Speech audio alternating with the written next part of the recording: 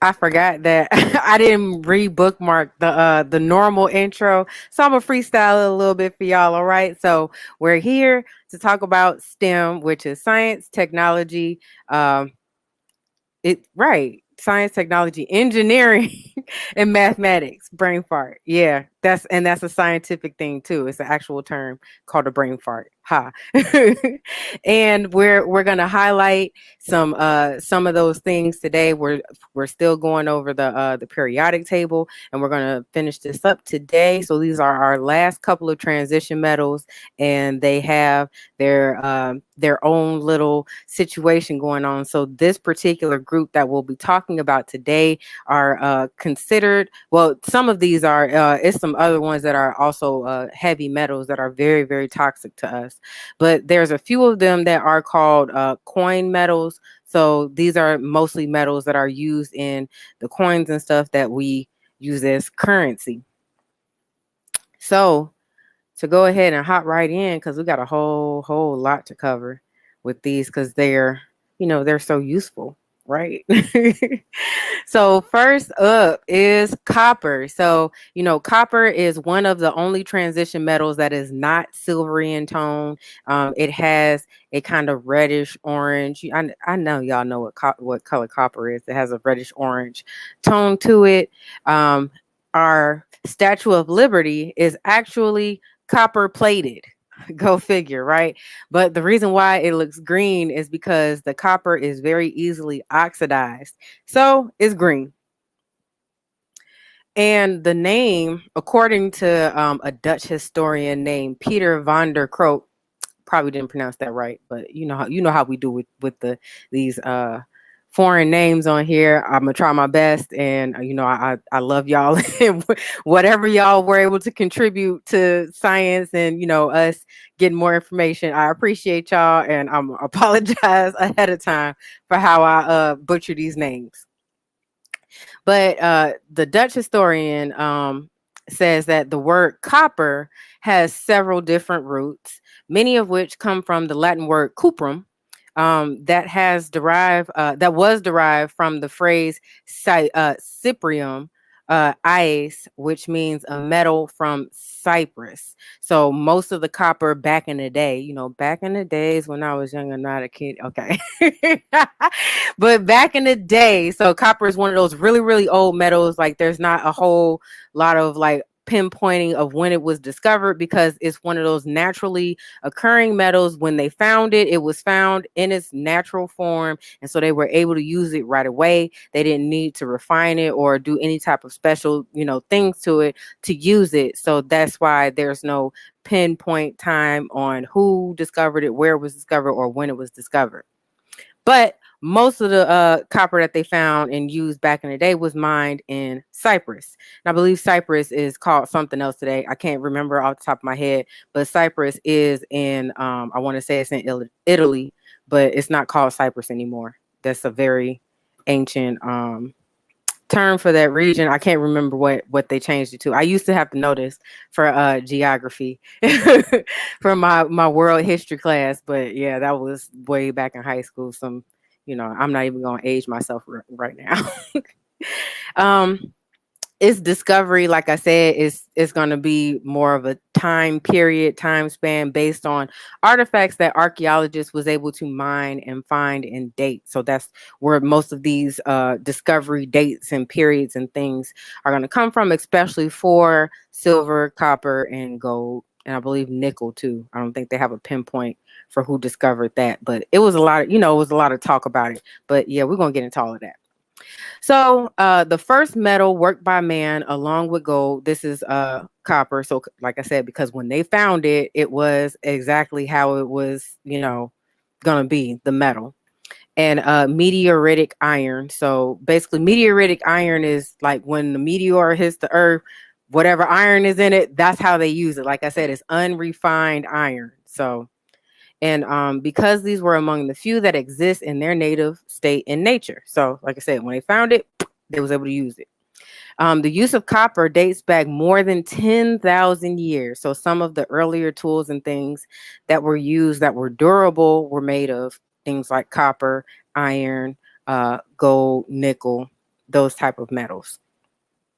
Otzi the Iceman, dated 3300 BCE, which is before Common Era, was found with an axe that had a head consisting, so the axe head, the big metal part, the chop part, consisting of nearly pure copper. The Iceman's hair also contained high levels of the toxin arsenic, which may indicate the man was exposed to the element during copper smelting. So a lot of these metal ores that are found are accompanied by arsenic, because arsenic just, that's just how it rolls. All right. So arsenic is one of those elements that are in the oxygen group, which is why a lot of these ores tend to have arsenic in them, because these metals, these transition metals, readily form oxides. Oxides are compounds that are made with oxygen, and anything that can replace oxygen is going to readily form compounds with it as well, like sulfur, arsenic. So these type of things are very toxic when they're, especially arsenic is really toxic. So when it's smelted or burned, it vaporizes, and then you're coated with it, you breathe it in, it's all in your lungs, it gets absorbed through your skin, it's a hot mess.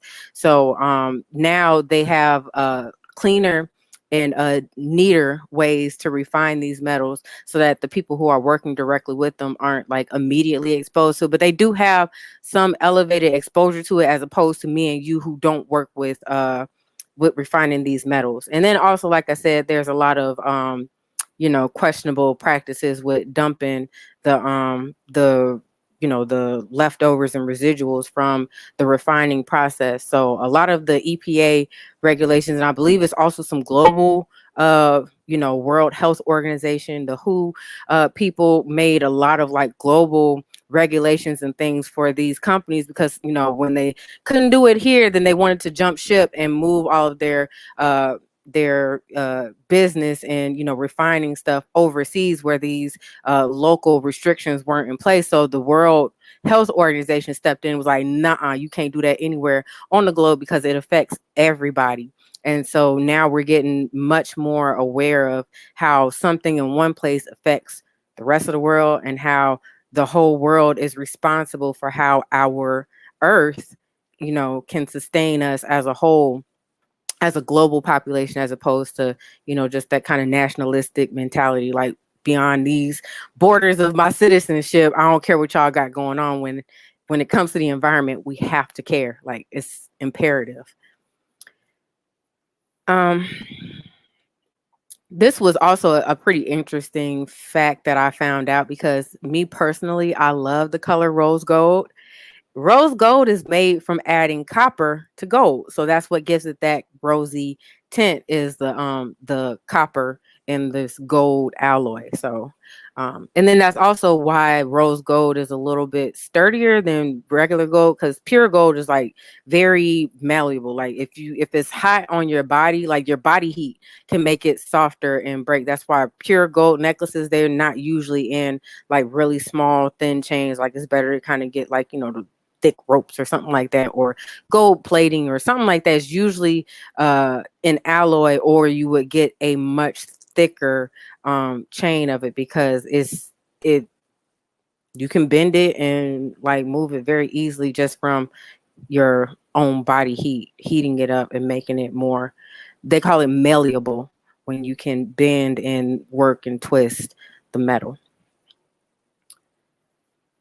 And copper is actually also an essential element for our nutrition. Go figure. So it's one of those trace elements that help with certain things, but you do have to watch those levels, because it can still be toxic to us, even though we use it. We only need a little teeny tiny bit. All right. And most of the foods that we eat, like if you eat a balanced diet with grains, potatoes, beans, your leafy greens, you're probably getting enough copper. So that's not something you got to worry about, like, oh my gosh, am I getting enough copper? I don't even think about it. Like, if you're eating a balanced diet, you're more than likely getting enough copper. And me, like, so I just, okay, this is random satire. So I like had like a real Friday yesterday. Not yesterday. Yeah, yesterday, a real fry day, like frying stuff up. So I don't usually fry stuff in grease, but whatever. I think with canola oil. Canola oil is better than like vegetable oil and stuff, but you still want to like avoid it because when you deep fry stuff, it soaks up the oil, so you get like a ton more calories than you would just by like air frying it with like some sprays of oil. But trust me, it was one of those days. All right. So I sliced up a red potato and then I fried it and I made like chips. I had like some smokehouse maple McCormick seasoning, sprinkled that on. It tasted just like barbecue chips. It was amazing and fresh. And then I made some deep fried onion rings with the batter and then the breadcrumbs on it, and it was crispy. Yeah, I definitely did that yesterday. But but that was a good source of copper from the potatoes that I ate, and so the mineral is actually critical for our blood cell formation. Kind of makes sense with iron being the central component of our blood cell. You would need copper in some type of way to stabilize that process of adding those proteins on there, and also because iron is also one of those things that gets oxidized and turns green and stuff like that. It makes sense. Like it's kind of like their coworkers. Like coworkers, yeah. And where are we at? So excess copper can cause jaundice, which is a yellowing of the skin and the eyes, anemia, which is low blood cell count. So if you have too much copper, it could be in hindering the iron and the iron's basically ability to absorb the oxygen into your blood cell, because it probably soaks up more oxygen than your iron does. So therefore you end up with anemia. So anemia isn't necessarily just having a low blood cell count. Anemia is quite literally caused by low oxygen being absorbed into your blood, and so therefore your other organs aren't getting enough oxygen. So anemia can kind of manifest in a couple of different ways. But if you go to the doctor, they'll tell you what kind of anemia you have. So they'll check your blood, they'll check your blood count, and they'll tell you, is it low blood count anemia? Is it low iron anemia? Is it copper toxicity anemia? Like there's different types of anemia. So they can tell you exactly what type of anemia you have. That's why you need to go to the doctor when you think something is wrong with you. Okay. I know it's a lot of people trying to do like the natural thing. Like, I'm gonna just eat more plants. Like, no, you need to find out what is wrong with you, because you could just eat more plants to probably, to help with whatever the issue is, but you need to know what the issue is, because the plants that you might be eating might be A, causing the issue, B, making it worse, or C, making your body and whatever medication that you might need unable to do its job so you can get better. So go see a doctor. Stop being like that. If you don't trust a doctor, find one that you trust. You can Google, you can get on the phone, call people, check get a list of doctors from your health insurance. They will send you out a physical booklet list. They'll email you a list. They're there to help. Okay. Call you people, find out, and interview your doctors. Like, you don't have to see them when something is wrong with you. Interview your doctors, find you a doctor that you like and and you trust, so that when something is wrong with you, you can just go ahead and get your situation handled and not be out here, wasting time and probably letting it become, instead of a nuisance that can be cleared up, with a week or two of some type of treatment, now you have a whole disease. You might need an organ transplant, like, especially with these, like with the metals that we're talking about. You don't want to play with this type of stuff, because it can ruin your organs and put you in a real bad spot. So don't play with yourself. All right. It readily forms alloys with other metals. So copper is usually used in what they call it in super metals. So it makes alloys better. So they tend to add them to it to make them stronger. So like brass, especially like around the Bronze Age, when they started doing the copper and zinc alloys and the bronze, the copper and tin, that's where the Bronze Age came from. That's when the whole thing of alloys started coming along. It was like, oh, when we mix these two metals together, it's actually stronger. Like, wow, who knew? So those are the best known ones, but clearly hundreds of them, because you would get a different alloy based on how much of each metal you have mixed in. So you can there's probably like an infinite number of alloys you can make. So that's usually where a lot of the frontiers of like metallurgy and scientific research and things tend to go, and engineering research tends to go, is what are the combinations of these metals to make what type of alloy, and what are the properties of it? Is it better? Is it cheaper? Is it so, they're always trying to find a way to improve. That's why I love the STEM fields, because it's like nothing's ever good enough. Like, we're going to find something better. We're going to do it better. All right. So that's how you got to treat yourself. Treat yourself like you are in the STEM field and you're doing research on yourself. Always do better. All right. And this was also pretty interesting. And I also kind of like, I don't know, sometimes I'd be like, be careful with that. So copper is actually a natural antibacterial agent. And it mostly has something to do with its readily of ability to make oxides. So pretty much all of the cells, like especially single cell organisms like bacteria, rely on their cell wall. So what happens is when copper comes along, it ends up pulling stuff out of the cell wall of these these single cell organisms and things, and they burst. So they can't survive in the environment around the copper, and so they die. And so that's also why copper IUDs was an intrauterine device. So that's a form of birth control that has no type of hormones in it. And what it does is it literally kills the sperm cells in the egg, so that no fertilization can occur if they can't survive in this environment around this device. There aren't any, there are some side effects, but hey, Marley King, there are some side effects, but it's not associated with copper toxicity. For some reason, it's safe in our body. So go figure. Let me see. Okay, it's common use. Commonly used in brass door handles in public buildings. So brass, that copper alloy that we talked about earlier, the copper and zinc is used to prevent disease transmission. So especially like, I know, like the real big old government buildings, they have these big giant like metal like handles and stuff. That's why, because everybody touching it, who washed their hands, who didn't, all that stuff. Well, no worries, because they found a metal that kills stuff for you. So it's self-sanitizing. Go figure. Like that is interesting. That's very interesting. And they also added this metal to because this is toxic to invertebrates. So invertebrates are stuff that doesn't have a spine. Most of the stuff that doesn't have a spine lives in the water, because you don't need like a real big, like, especially not an internal skeleton. So they tend to have exoskeletons, which is skeletons on the outside shells. So they don't have an internal skeleton, so therefore invertebrate. And yeah, so it's toxic to them too.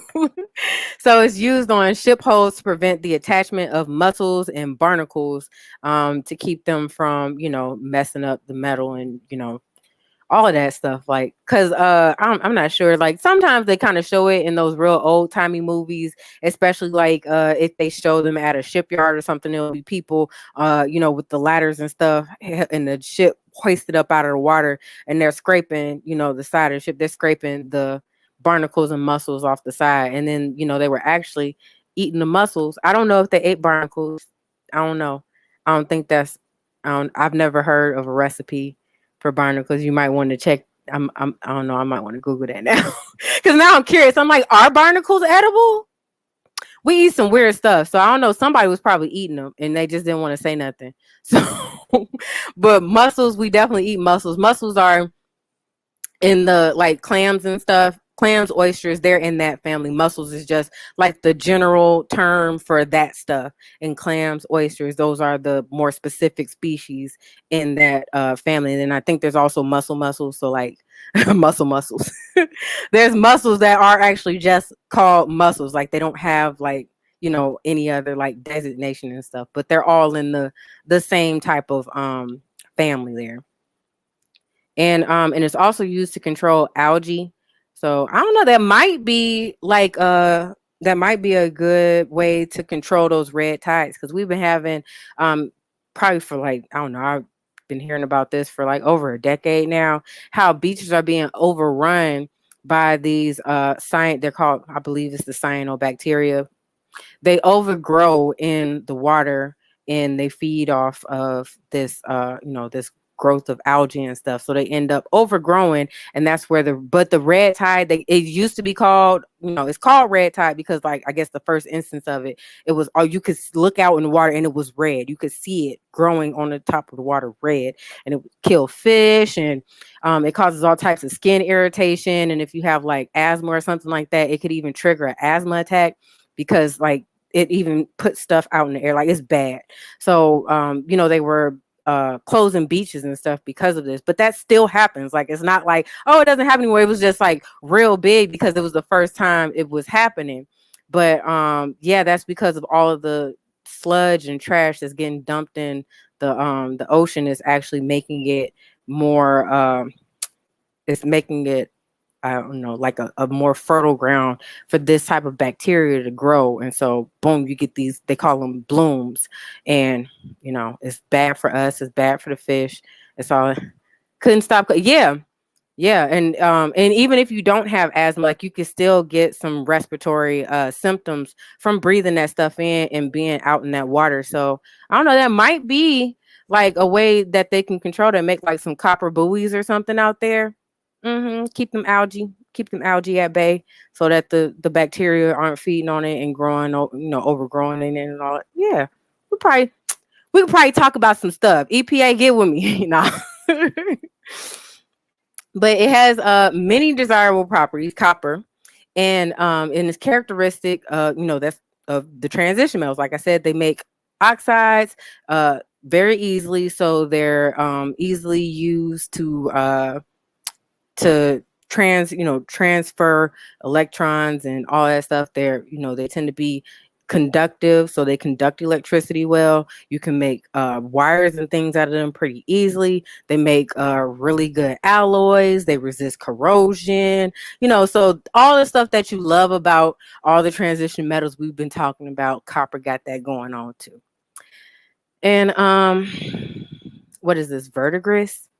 So that's what they call the copper oxide, verdigris. I'm not sure why they have to have such a strange thing, but it's because of the green color.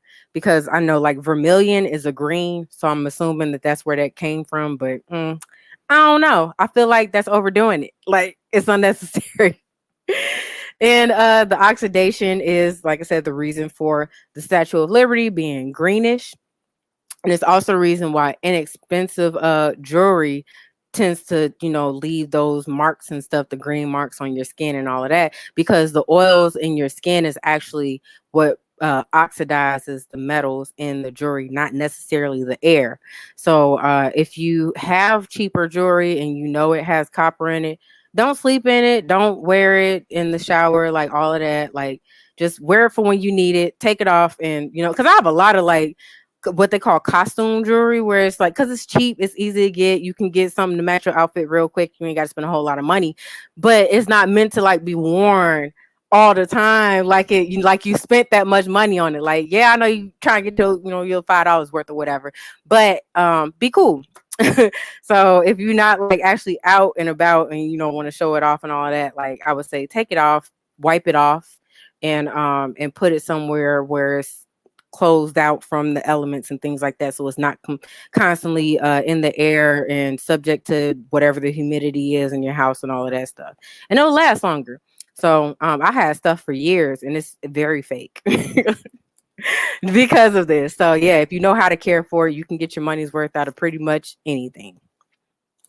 As far as its industrial use, it's the third most used metal, and behind iron and aluminum, because iron is pretty cheap, it's very durable, so it tends to be the base in a lot of metal alloys, and then they just add the other more precious metals to it to increases heat, its heat resistance, its conductivity, its luster, shine, all that stuff, is hardness, and whatever it is that they're trying to use it for, then that's where the other metals tend to come into play. Aluminum is much lighter than iron, so if you need a lighter, cheaper, a cheap light metal, then aluminum is usually the base, and then they add all the other to it to make alloys and such like that. And then copper, boom, is the third one, and most of it is used in wiring. So 60% of all copper is pretty much used in wiring, and the rest is like in plumbing, electronics, building construction. So like they might have little pieces or something, or also like in the alloys of the steel, the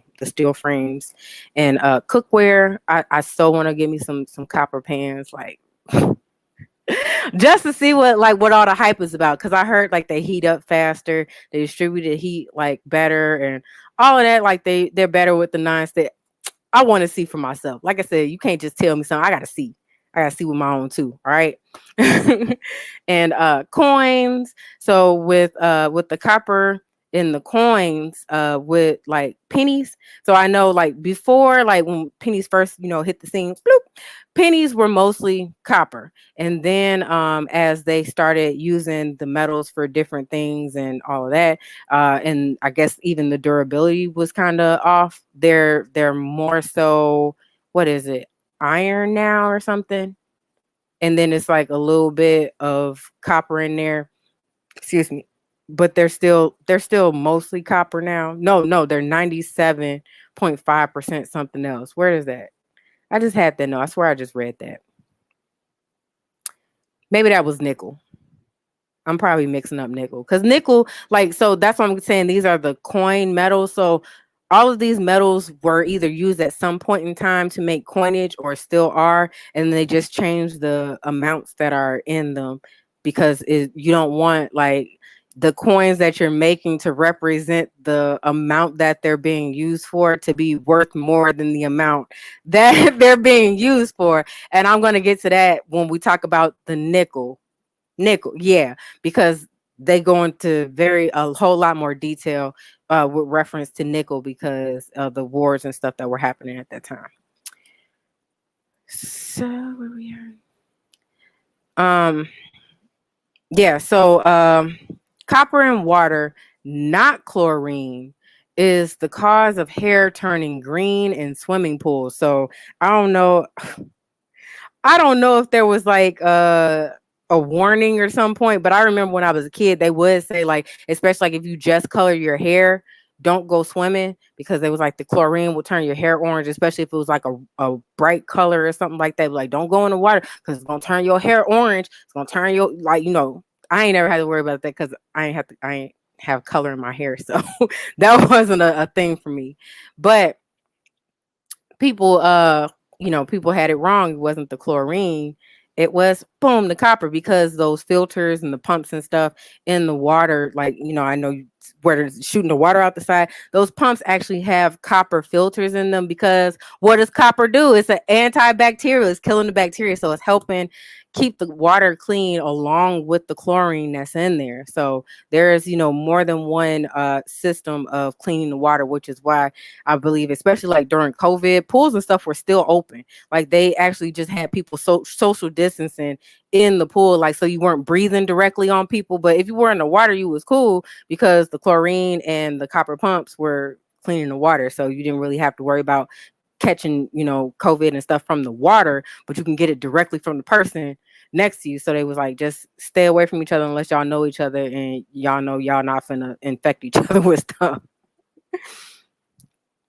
So the current research around copper, they have a couple of different fields that they're working on stuff. So with medicine, they're looking at it to kind of deal with infections and things like that. So as we know, we're overly medicated, especially with antibiotics, and it's making very drug resistant strains of pretty much everything. So even like normal stuff that was like quickly cured with like a quick little, antibiotic, something like you get a random UTI, or even STIs are starting to become antibiotic resistant. So the stuff that you thought like gonorrhea or chlamydia or something, you was like, oh yeah, I cure that with a couple of antibiotics. This is becoming a problem now, and people are having like serious health issues from it because they can't clear it because it's a resistant strain, and they have to find the right antibiotics to actually kill this, this microbe. But then you end up making an even stronger strain once you find a different so that's the problem with antibiotics.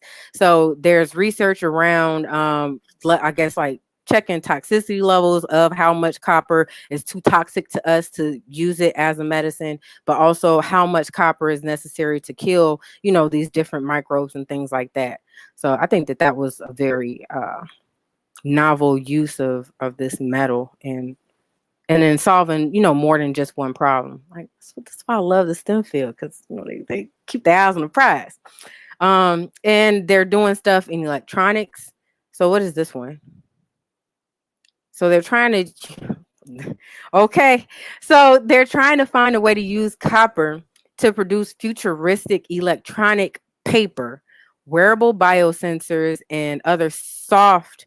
This is they quoted this soft electronics. So things that need to bend, fold, be malleable, not be stiff, hard, and not bend or break like that. So yeah, that makes sense. Okay, especially because we already use them in IUDs, so we already know that copper is safe to use in biological applications with minor side effects. So that makes sense.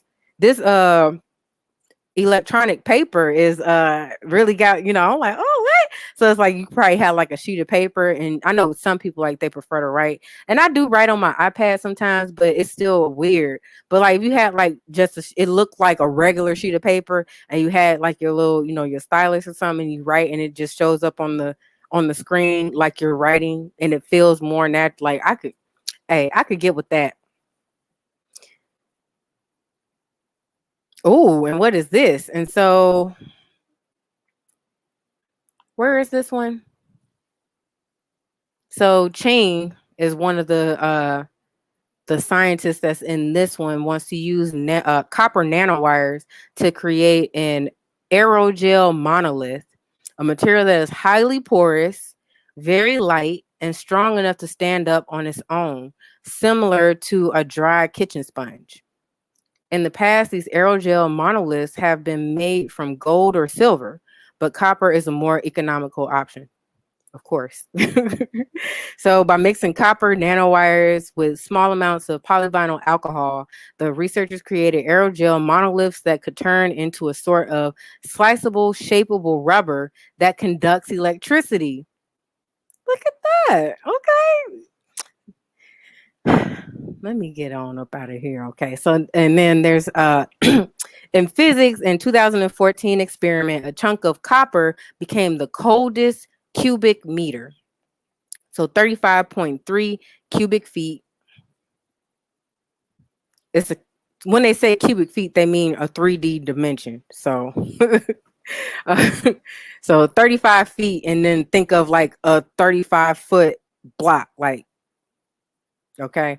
On Earth, when researchers chilled it to 6 millikelvins. Kelvins is the scientific measure of temperature. It's standard temperature. So it's not Celsius and it's not Fahrenheit. It's actually, it actually has a much wider scale than that. So 0 Kelvin, I don't believe there's a negative Kelvin scale. So once it's 0 Kelvin, that's it. That is the coldest anything can get in this plane on this earth. All right, that's why they use kelvins and not like Celsius or Fahrenheit. It keeps the confusion down.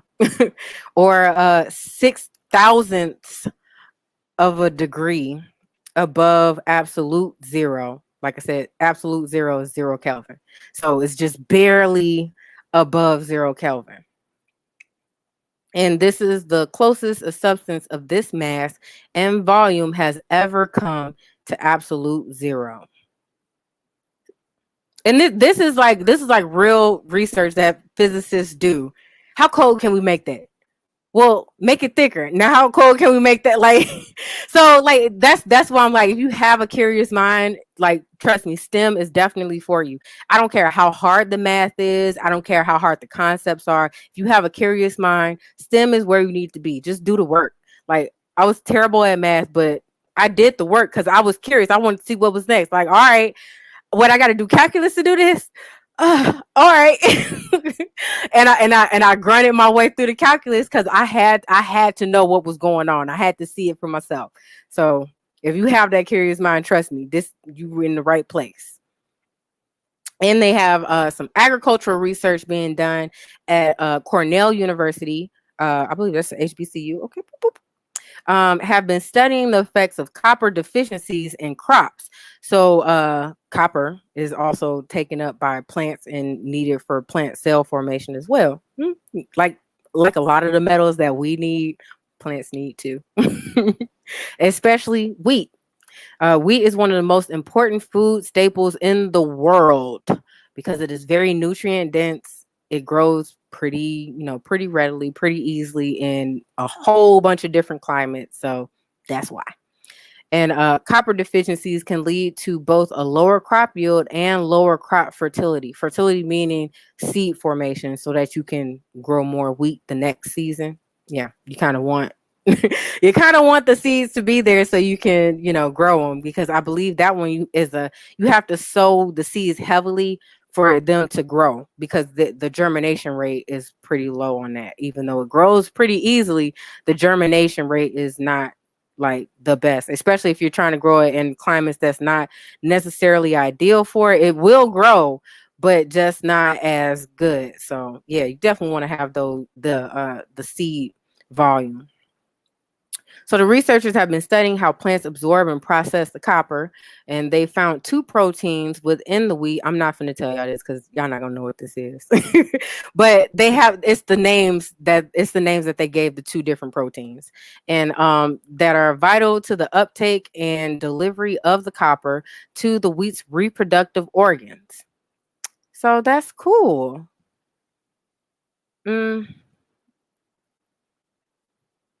Yeah, so it's just saying that when more copper is able to be absorbed, the yields are higher. So it's just saying why they know that the research that they're doing is useful.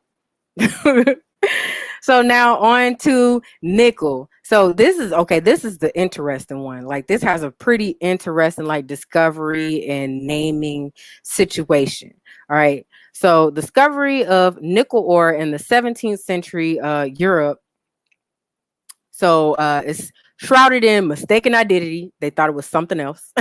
And superstition, because around this time, 17th century, they were super superstitious. Like it was a lot of stuff that they had going on. And this is like kind of the height of where science was really first starting to kind of bloom and form. There were new medical advances, but they still had really bad information as to like what was actually going on with our bodies. So it was a lot going on at this time. So this makes sense. In the 1600s, German miners searching for copper in the ore mountains. Yes, it's called ore mountains. Came upon a previously unknown nickel ore, known today as nickel arsenide or nickelite, a pale brownish red rock of nickel and arsenic. Yeah, kind of toxic. Believing they discovered another copper ore. So they were actually looking for copper, and they really found nickel and arsenic. And the miners attempted to extract the copper, but of course the rocks didn't, give them the copper. So, they went through the normal process of refining it like they normally did to get copper, and they didn't get copper. So it's like, oh, what's going on? Yeah, it's not copper. That's why. So the frustrated miners blamed nickel, a mischievous demon in German mythology, for playing a prank on them, and began calling the ore Kupfernickel, which translated into copper demon. Go figure.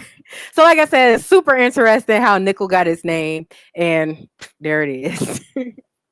So about 100 years later, the Swedish alchemist Baron Axel Fredrik Cronstedt, Yeah, like I said, I'm trying with these names. And there is a difference between an alchemist and a scientist. Uh Not sure how much detail I should go into that, but there is a difference. So that's why they made it a point to call him an alchemist and not a scientist or a chemist or whatever. Because really, none of those existed back then, like a scientist, chemist, all that. So all of the science that was being done back then was alchemy because of a lot of the beliefs and superstitions that surrounded, scientific discoveries, of scientific field, and what they knew about materials and the earth at the time was still very much so drenched in superstition, folklore, and all of that. So that's why. And so he tried heating the kupfernickel with charcoal and found that its various properties, like being white and magnetic, clearly revealed that it wasn't copper because didn't I say copper is not a silvery or whitish metal like all of the other transition metals? It has a reddish, goldish tone. So when you refine it, you know you got copper. So he decided so he's credited with being the first person to extract nickel and isolate it as a new element, and he dropped the name Kupfer, which I'm assuming is the demon part on the copper thing, and just called it. Kupfer is the copper part, the German name for copper, so it's not long copper. So really, nickel is demon in German. Boom, there we go, and he just called it nickel. So, because of its ability to withstand really high temperatures, nickel is the metal of choice. This is the super alloy metal. So, because this has like really really high heat resistance, it tends to be used in a whole bunch of metal alloys. And a lot of combos to increase heat resistance, corrosion, and against oxidation as well, because nickel isn't as easily oxidized as copper is. So go figure. And about 65% of nickel is used to make stainless steels. So yeah, I know everybody be like thirsty for the stain. Yep, word sound power. Absolutely, King. Look, she knocking. Yes, my love.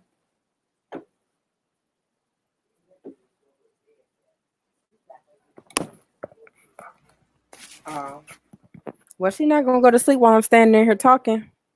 She gonna be too busy trying to be in the camera. You want to get in the bed?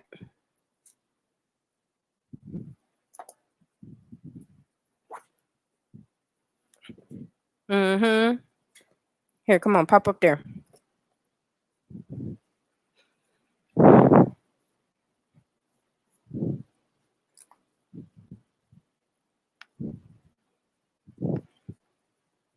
Oh, here.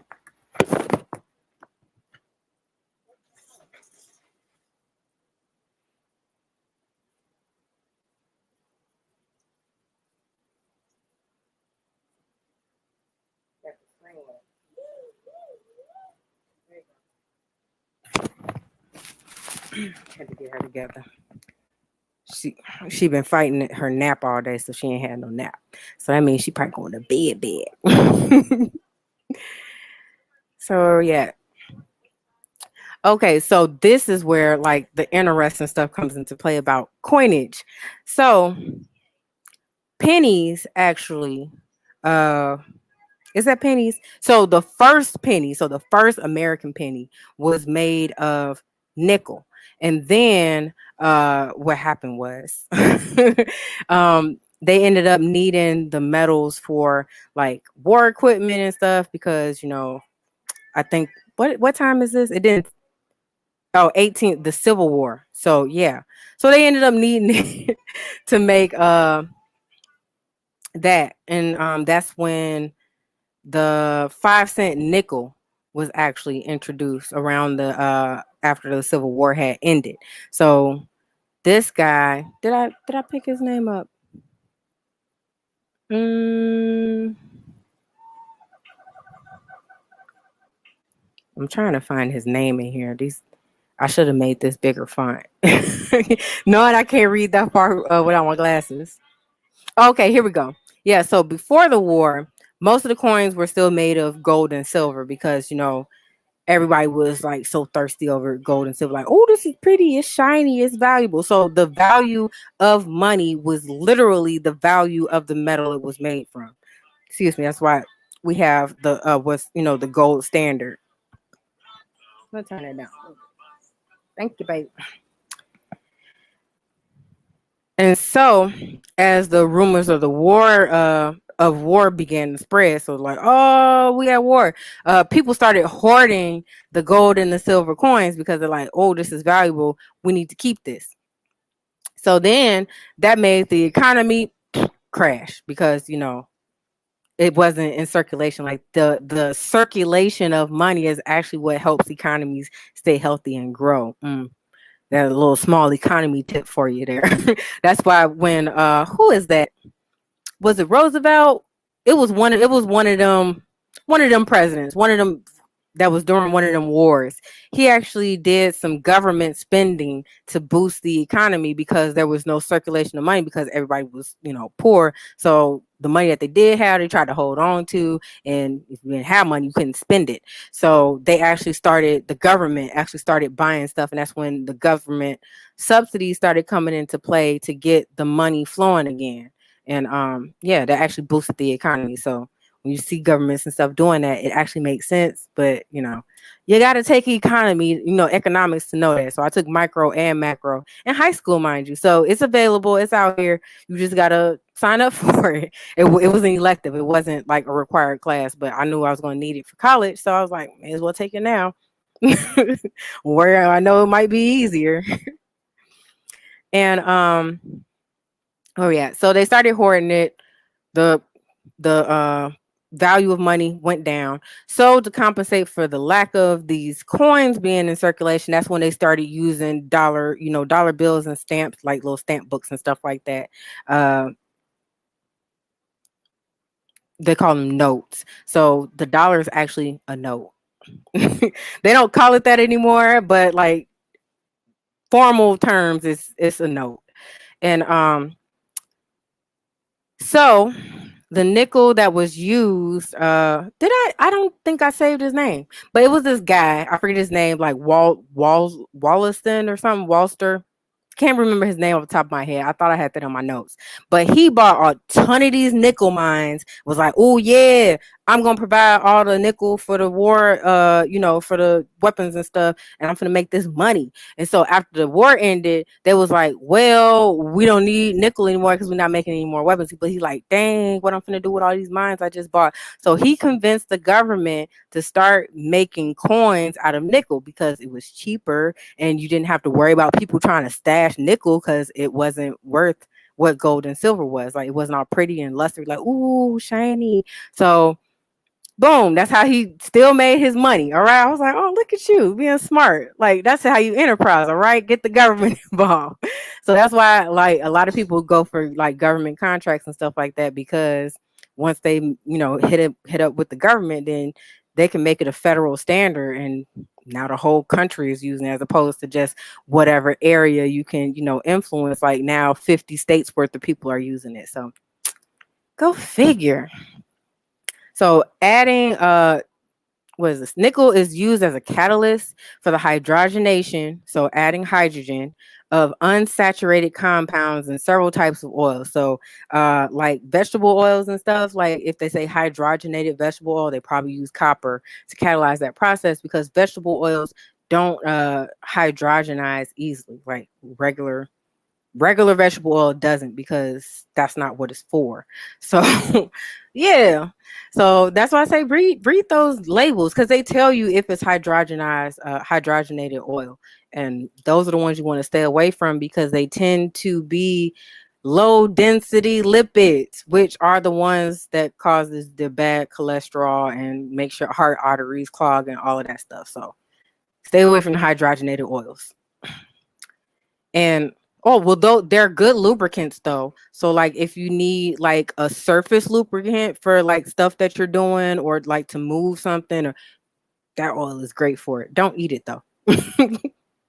um, and it changes substances from liquids to solid. So Crisco is a hydrogenated oil. So at room temperature, it probably wouldn't normally be solid, but because it has these hydrogens added on to all of the oil compounds in it, it becomes solid at room temperature. And so that's why these oils tend to be bad, because if it's solid at room temperature, imagine what it's doing in your body. Yeah, it's not liquid all the time, which is a problem. All right. And a nickel catalyst may also be used to produce margarine, another one you shouldn't be eating, shortening, another one you want to stay away from, and certain types of soap. So my whole thing is like, if you want like them fat, gloppy like fat, use animal fat. They got duck fat, lard, like you better off using animal fat because it's natural.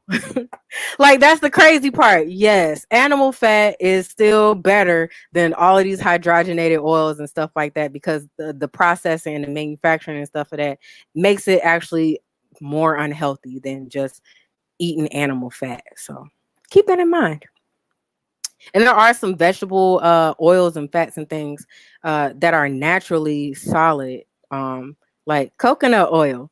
Coconut oil is a very fatty fat oil, and it tends to get solid at temperatures like slightly around and below room temperature, but they easily melt.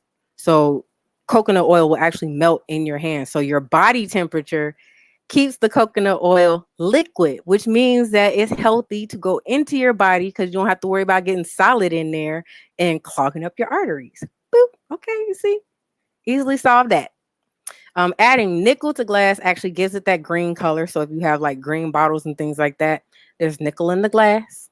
A nickel allergy is actually one of the most common causes of allergic contact dermatitis. So like you'd be like, oh, I'm allergic to jewelry, it's probably nickel in it. Excuse me. Like white gold. White gold is a gold nickel alloy. So you see that? So nickel makes gold white, copper makes gold rosy. You see, that's science for you. All right. So it's only one of 4 metals that are ferromagnetic, meaning that it is attracted to iron magnets. It has, magnetism, natural magnets. It's naturally magnetic. You can make other metals magnetic, but this is one of 4 that is naturally magnetic. So the other ones that are naturally magnetic, obviously iron, cobalt, gadolinium. These names. And nickel. Those are the 4 that are naturally magnetic. And what is this? No, we ain't got to go to those. So the very strong permanent magnets that retain their magnetism even when heated until they glow red. So like ferromagnets, like things that are magnetic all the time. That's what that is. That's basically what that's saying. We talked about, it was another metal, I can't remember off the top of my head, but it's another transition metal that's called paramagnetic, where it's only magnetic sometimes, and that's mostly because of the way the electrons are lined up. So ferromagnetic metals are, all the electrons are aligned in one direction, and then they don't easily flip in the opposite direction to lose this magnetism or dampen it in any type of way. Yeah, we'll probably cover magnetism in like a physics topic that we talk about later, because that's a pretty cool topic for one. And there is this metal called mu metal. Mu is Mu metal, and it's a soft magnetic alloy of about 80% nickel and 20% iron and a dash of molybdenum. So I'm assuming that's where the mu part came from, a little bit of molybdenum. And it has a very high permeability, which allows it to shield sensitive electronic equipment against static or low frequency magnetic fields. So like an external magnetic field won't cause interference in whatever this mu metal is shielding. And it actually takes away the magnetism of whatever. So like of the magnetic field that it's in, it actually won't attract the stuff that's in on the other side of the mu metal, which is pretty cool. And it's also an essential element, nickel, for plant life, not for us. Like, don't go eat nickel. Like, that's not, don't do that. So the thing with this is, so I thought this was another pretty interesting fact about this. So plants, fruits, nuts, vegetables, that type of stuff, they actually need it to form certain compounds within them, and it's naturally found in the stuff that I named, and also in a little bit higher amounts in chocolate and wine. So keep that in mind. But like most metals, we don't want to be overdone, and it's actually also known as a carcinogen, which is cancer causing. And if it accumulates in the soil, the air, our food, water supply, we can potentially be exposed to toxic amounts of it. So when they say toxic or toxicity, that means more so acute toxicity or even chronic toxicity, like over the amount of like years of time, as opposed to like one instance of exposure. And so some of the things that it can cause, especially like workers who actually work directly with nickel refining and alloy making and things like that, who breathe in traces of nickel dust, have an increased risk of lung cancer, fibrosis, and other ailments. So that's crazy. In 2012, 25 nickel plating workers in Egypt were given liver function tests. The results overwhelmingly showed poor liver function among the nickel workers compared to the control group, so non-nickel workers. Another study in Saudi Arabia also exposed the toxic effects of nickel exposure on the lungs and airway, but the researchers also discovered an interesting fact. So this is where them healthy foods come into play. Ingesting dietary curcumin, the active ingredient in spiced turmeric, was linked to a significant reduction in toxicity and oxidative stress. So turmeric is, the orangish, brownish powder you can get. You can get ground turmeric, or you can get turmeric root, which looks like they look like little kind of worms or something. But when you cut it, it's bright orange. So that is an extremely potent anti-inflammatory compound, curcumin, but it is not readily absorbed by our bodies. So to absorb it easier, you have to ingest it with black pepper. Fresh ground black pepper is better, but black pepper is an absolute necessary must. Otherwise, you're wasting your time and your money. So keep that in mind, because there's a compound in black pepper called piperine that binds with the curcumin and makes it more bioavailable to us. Bioavailable just basically means that your body can use it easier. Silver. So silver's name, so its symbol is AG. It's like, but silver, it doesn't have an A or a G in it because because it used to be called argentums, which is the Latin word for silver. So 9 times out of 10, there's probably a Latin name that it used to be called that is no longer called. Like iron, the Fe is actually ferrum. So, and that's a Latin name for it. So especially the ones, like I said, that's just been around forever, a lot of times they're going to have Latin root names, and they still use that to kind of harken back to the fact that it used to be called this in Latin, but we're going to keep it simple. And so now we call it silver because of the Anglo-Saxon word, which is the real root for English. So English is actually a Germanic language. I don't know. I guess that's how I pronounce that. But it's actually a Germanic language. No matter how much other cultures and stuff, like terms and words that we like sucked into our language, English is actually a German-based language. Okay, that's what Anglo-Saxon is. When they say Anglo-Saxon, it mean like the German region and whatever spots they conquered and kind of infiltrated and stuff like that. That's what it is. So their word is sulfur. So silver. And silver was actually mined back in 3000 BC. So, and this BC is actually before Christ. So BC is before Christ, BCE is before Common Era. And it just depends on the source of wherever you're getting the dates and stuff from, what they're going to use. But it does refer to a different time period. So you do have to be aware of those suffixes on there, because it's not referring to the same time period. Like 3000 BC is not the same time period as 3000 BCE. Okay, just to be clear on that. In Turkey and Greece, so the Turkey and Greece area, Turkey is like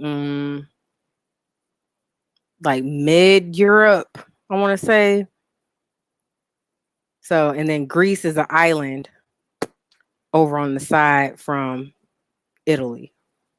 Not Sicily. Sicily is the ball of the boot, and then you got Italy, and Greece is actually an island, some like in that little Gulf area where that sea is. It's over there somewhere. So just to get an idea of the region. So these places aren't right next to each other. Okay, just to be clear on that.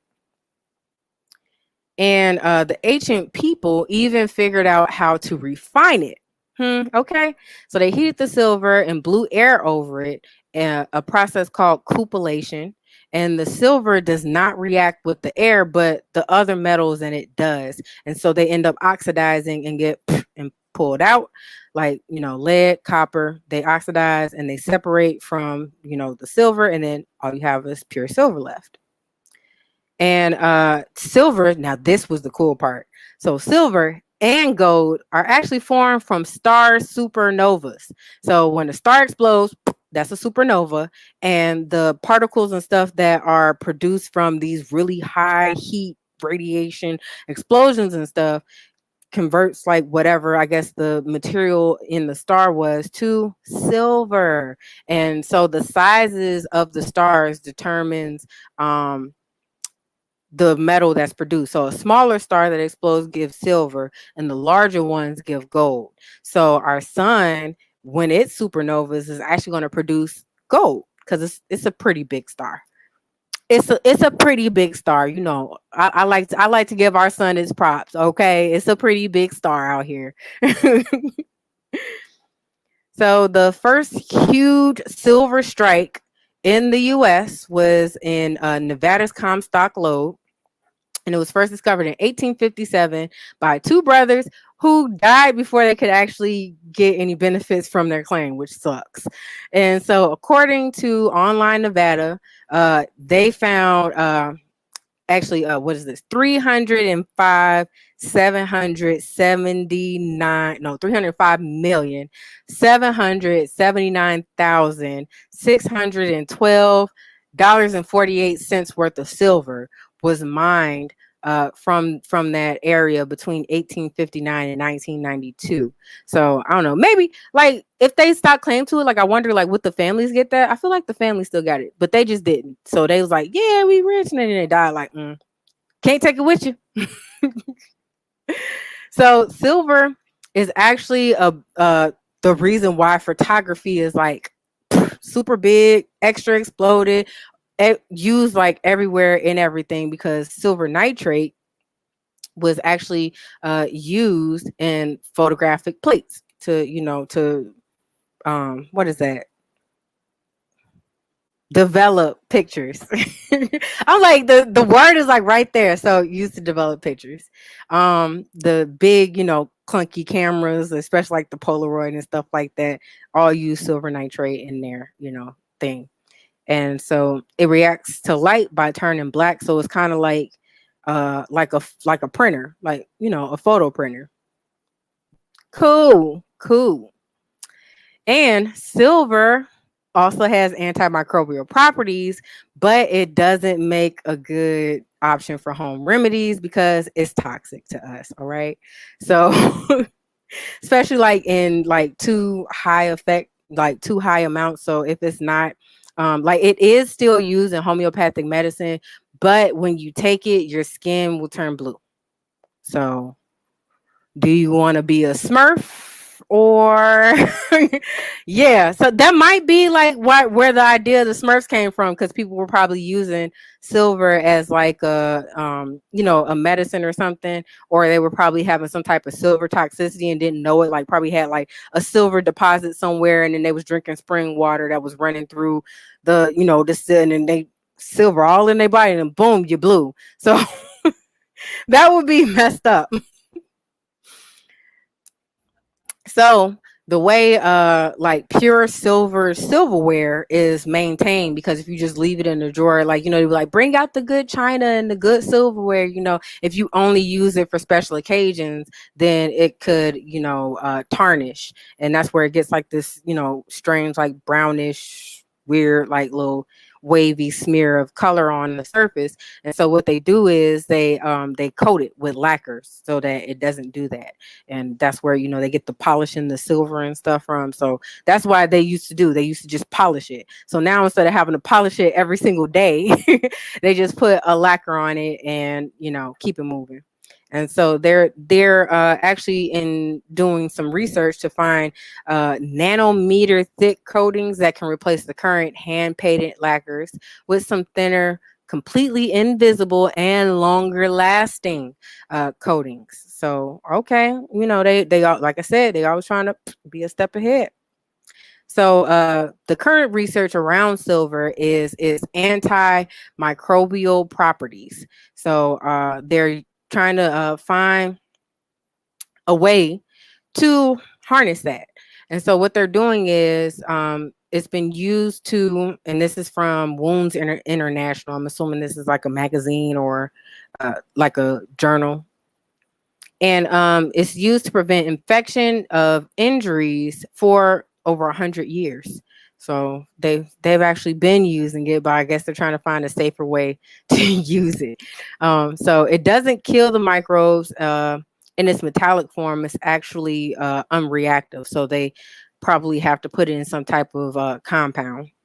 So the metal works against bacteria only in ion form. So it has to lose an electron, become positively charged. So silver tends to have a +1 charge, and then that ion interferes with the bacterial cell walls and disrupts other processes and stuff, like how I mentioned before about how copper probably works, because copper has a +1, +2, and I think sometimes a +3 oxidation state. So that plus charge on there tends to jack some stuff up for them when they're trying to, handle their function.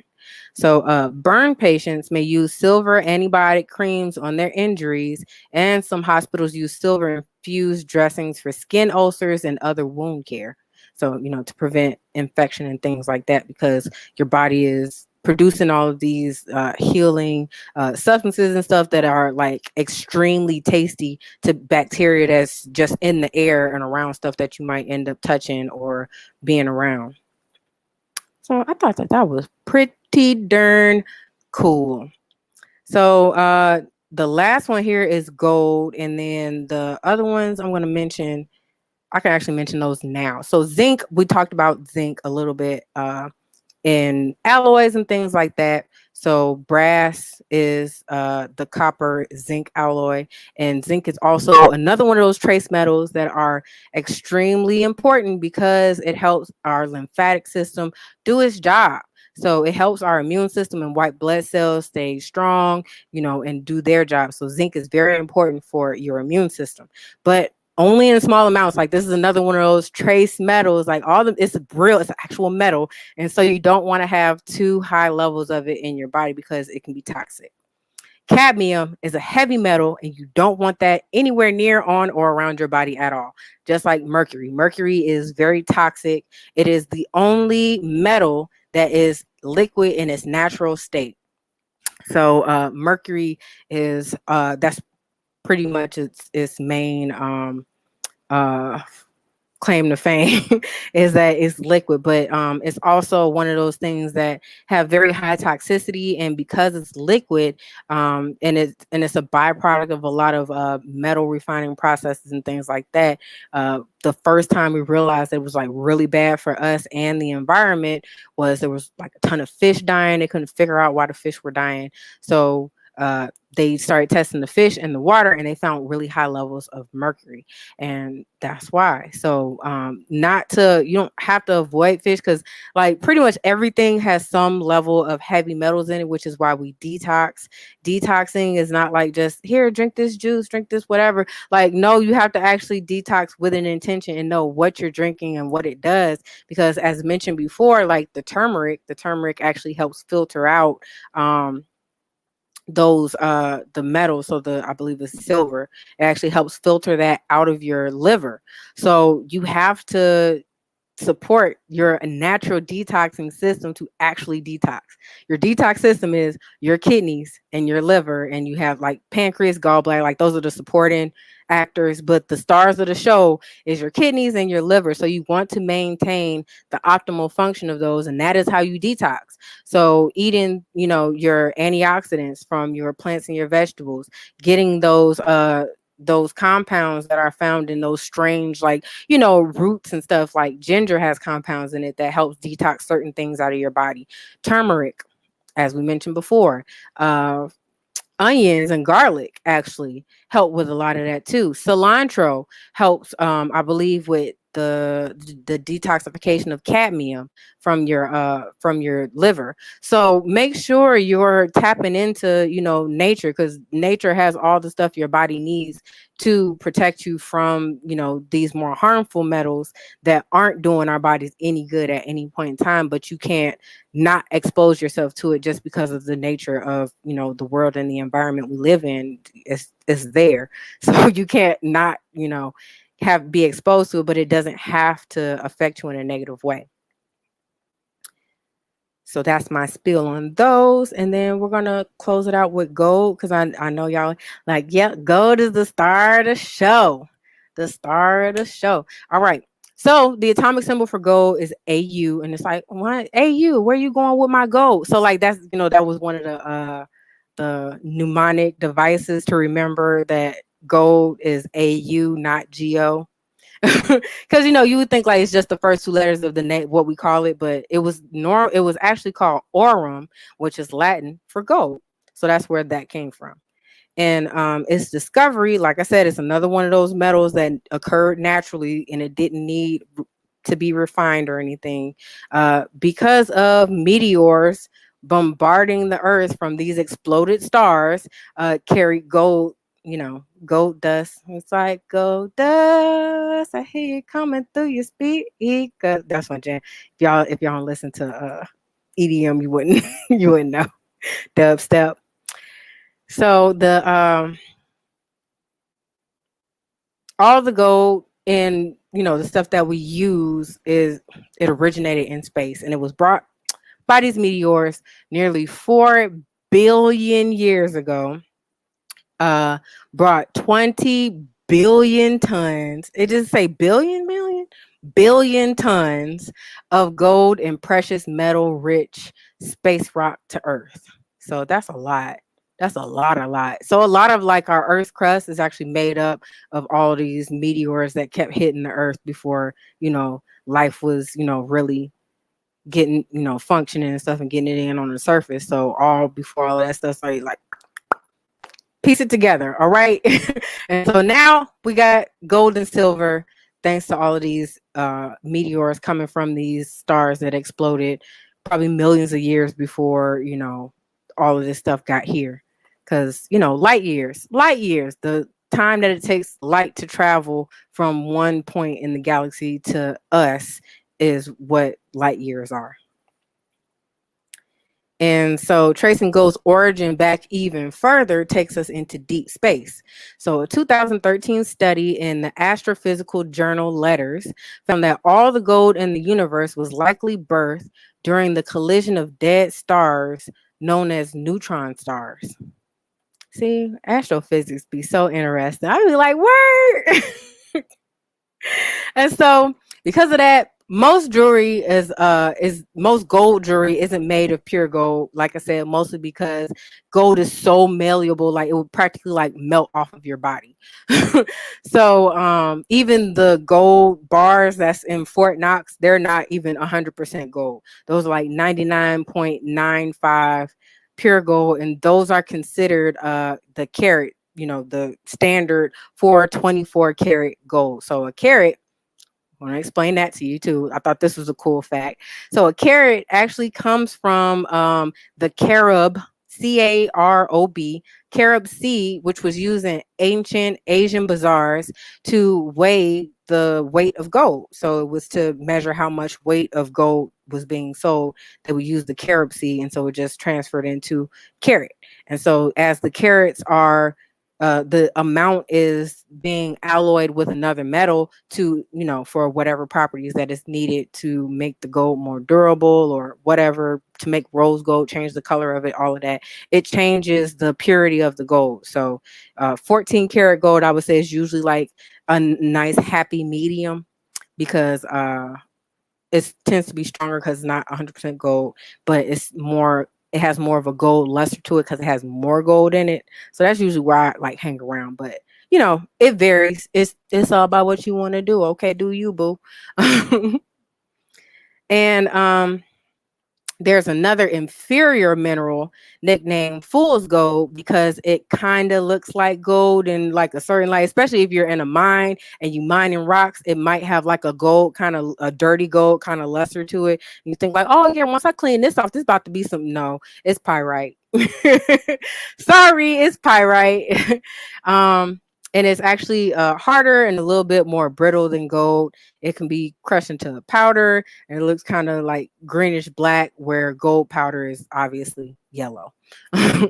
So pyrite is made from sulfur and iron, and that's why it kind of has like that, I guess, like that lustery kind of look to it, is from the sulfur interacting with the iron.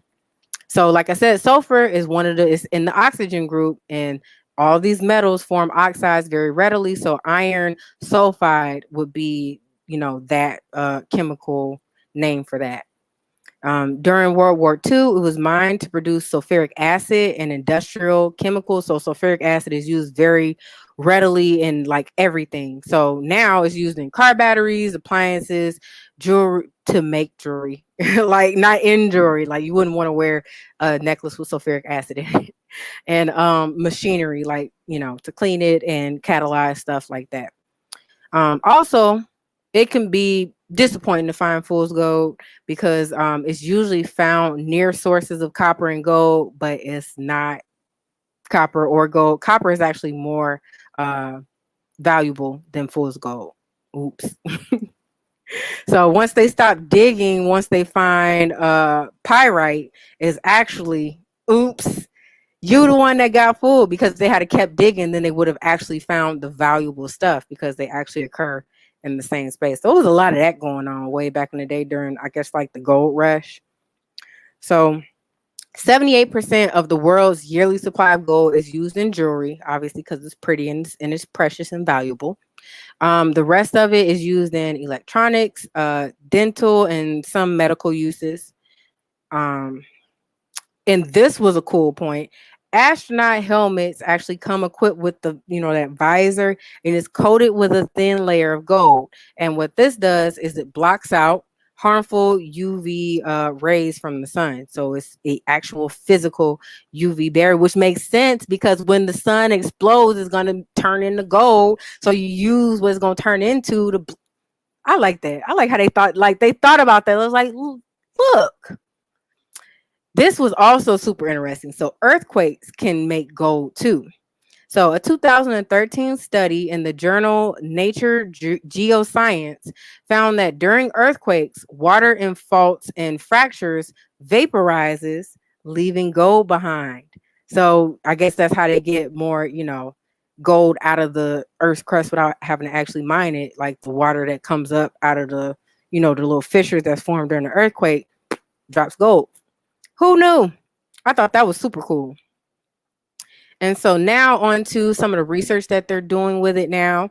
Instead of just using it in jewelry, they want to make it high tech. So it could be a use to, make high tech jewelry and stuff, because it's an excellent conductor of electricity. And it's non-reactive with air. As you can see, even your body, your skin doesn't oxidize it and all that stuff. and it doesn't corrode or tarnish or any of that. And also, it's used in medicine. So the radioactive gold isotope gold 198 can be injected directly into the site of a tumor, whereas radiation can destroy tumor cells without much spillover to the rest of the body. Cool. In 2012, researchers reported in the journal Proceedings of the National Academy of Sciences that they could link nanoparticles of gold 198 with a compound found in tea leaves to treat prostate cancer. See, that's why you drink your tea. Get your, at least a cup. Like usually, like to get like the most use out of like tea compounds and like whatever the leaves and stuff have to offer, 2 to 3 cups a day is usually like what they say. Drink 2 to 3 cups of this. But if you get at least 1 cup a day in of like your favorite kind of blend, then you could, maintain a general level without, overdoing it. So I would say when you're first starting out drinking it, get you 2 or 3 cups in a day, and then you can dial back to like one, especially if if it's making it too hard for you to keep up with it. In the wintertime, I love me some tea because it keeps me warm. So the T compound is attracted to the tumor cells, keeping the nanoparticles glued to the right spot for several weeks while the radiation treatment occurs. It hasn't been tested on humans yet, though. So this, like I said, this is still just research, and they're probably doing this on like mice or something like that. But they're doing the research. They're trying to find ways to apply all of this. And what is this? So in 2013, oh yeah. So they actually stumbled on a way to extract gold from ore with benign starch rather than toxic cyanide. So benign just means harmless. So with a starch, which is plant sugar. So with plant sugar instead of cyanide, which is useful. And they found it by accident. Sometimes scientific breakthroughs are happy accidents. So they were trying to make a porous material, and the researchers mixed the starch called alpha cyclodextrin with gold salts. And these are charged molecules of gold, basically gold in its ionic form. If it's in a salt form, it's ionic once it's put in solution. And to their surprise, the gold precipitated out of the solution rapidly. So I'm assuming this starch here replaced the gold in whatever that salt form it was in and kicked the gold out, like move. And so boom, there you go. That's interesting. They've patented it and extracted more than 97% purity of gold in one step. Now, okay, now that says a lot. When you don't have to do like multi-step synthesis and precipitations and stuff like that, it saves time and money, and simplifies the process. As simple as you can get it, that's what people are looking for, and it saves the consumers money too. So, like I said, that was an earful. I knew I was going to end up talking y'all ear off today, but we had to go ahead and finish up those transition metals because I'm excited for our next topic. So I did decide to go ahead and start talking about cell biology. So we'll be talking about animal and plant cell structure and some of their functions in the next show. So we can, kick that series off, because that's going to start like a cascade into like a whole bunch of other stuff that has to do with your body, your well-being, your interaction with the world, how the world interacts with you and affects you. So I'm super excited about our upcoming topics. And if you have any questions, make sure you tune in with your questions, because I love answering stuff. If I can't answer it off the top of my head, I'll look it up for you and I'll get back. I'll comment under the video or something, the answer to the question. And we can explore this together. All right. So exploring life together. All right. That's what I love. So coming up in 30 minutes, because I went like way over. So coming up in like 30 minutes, we got RockTrue Beats with Marley King, Chris Lyon, same person. All right. I have to say it because it sounds like I'm naming two different people. It's the same person. Right. Dope host of RockTrue Beats. And make sure you tune in at 8 p.m. Eastern, 7 p.m. Central. And, because we trying to change minds, hearts, vibrations, all of that in one show. And trust me, he's definitely getting the job done.